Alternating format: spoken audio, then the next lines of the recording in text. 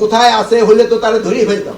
ওসমান হাদি ভাইয়ের ব্যাপারে গতকাল কিন্তু আমরা একটা প্রেস ব্রিফিং আপনাদের করা হয়েছে এবং ওখানে যারা যারা এটার সাথে ওদের থেকে তো আমি ইনফরমেশন পাই, মানে মেইন লোকগুলি আপনাদের ওই ইনফরমেশন দিচ্ছি। ওইটা ছাড়া আমার কাছে এক্সট্রা কোনো ইনফরমেশন একদিনে ওইরকম কোনো পরিবর্তন হয়নি, একদিনে আর ওইরকম কোনো পরিবর্তন।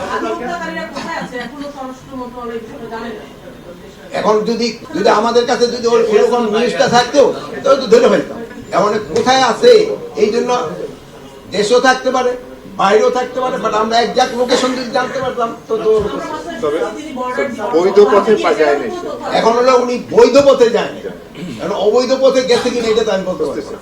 স্বরাষ্ট্র মন্ত্রণালয় সহ বর্তমান অন্তর্বর্তী সরকার জুলাই গণ অভ্যুত্থানে সম্মুখ সারির যোদ্ধা শরীফ ওসমান হাদির হত্যাকাণ্ডের সঙ্গে জড়িতদের বিচারের বিষয়টিকে সর্বোচ্চ গুরুত্ব দিয়ে দেখছে এবং এই ঘটনার ন্যায় বিচার নিশ্চিতকরণে বদ্ধপরিকর।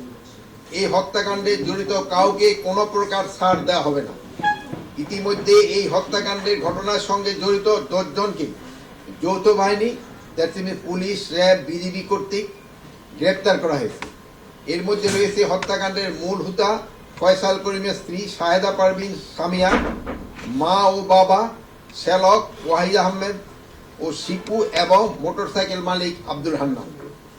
তাছাড়া হত্যাকাণ্ডে ব্যবহৃত মোটরসাইকেল এবং 2টি বিদেশি পিস্তল, 2টি ম্যাগজিন, 41 রাউন্ড গোলাবারুদ এবং 1টি খেলনা পিস্তল উদ্ধার করা হয়েছে।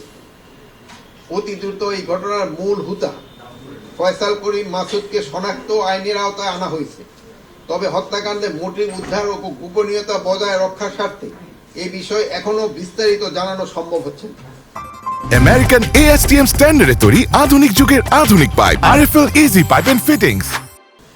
তবে আমরা আপনাদের আশ্বস্ত করছি এই বিষয়ে বেশ অগ্রগতি হয়েছে এবং তাকে মূল হোতাকে খুঁজে বের করতে আইন শৃঙ্খলা বাহিনী প্রাণপণ চেষ্টা করে যাচ্ছে।